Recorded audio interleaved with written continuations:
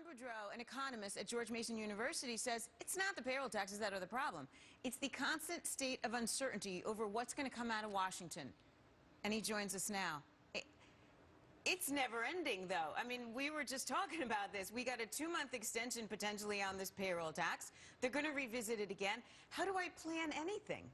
It's very difficult. We probably have now, Tracy, the worst investment climate in America in my lifetime.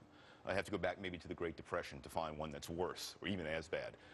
We have government regulations that give enormous discretionary power to bureaucrats, and the only thing certain about those regulations is that the burdens will be large and really costly.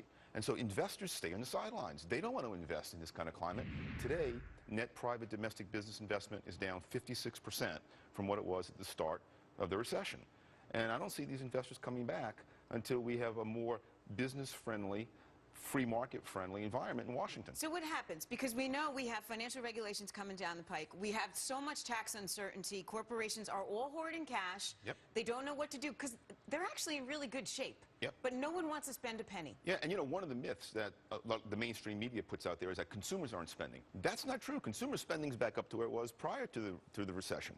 The problem is the investment climate. And the investment climate's made really sour by this current president and his administration and by a lot of the people in Congress who keep bad-mouthing people who are successful in business. That's not the way to make an economy healthy and dynamic. It's a way to suppress it, and that's what's happening. But it's created so much volatility to the point where why would I put my money in equities? Because why? I can't stomach it. I can't stomach the ride. I'm just going to sit it out. You sit back and you wait because you don't like what's coming down the pike in Washington.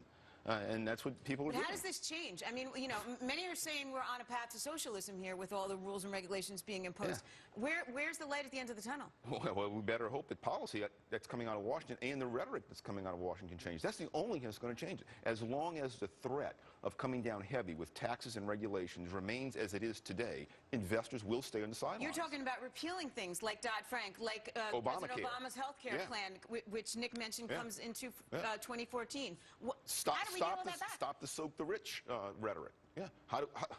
Well, politically, I hope the Republicans can manage to do it. We can't get through a 2-month payroll tax extension, though, right? Yeah. How are we going to get through the repeal of Obamacare? The very fact that we're having such trouble with this 2-month payroll tax issue really makes things bad, because it makes, just at the point you make, it makes it very difficult to imagine how we can do more fundamental change that we need to do in Washington. Do you think if there's a change in the White House next November, it will make a difference?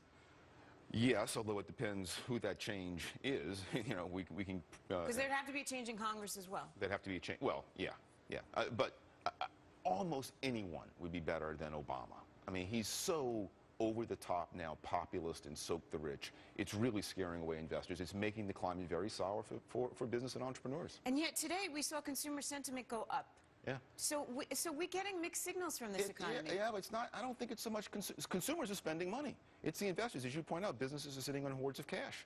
And that's not going to change until the long-term prospects for the investment of those hoards of cash become more promising. And as long as the president's soaking the rich, as long as we have these burdensome regulations, you know, Obamacare, who knows what Obamacare is going to be? That thing is filled with, you know, with statements saying, you know, the secretary shall determine. Right. Well, what does that mean? What will the secretary determine when it's time?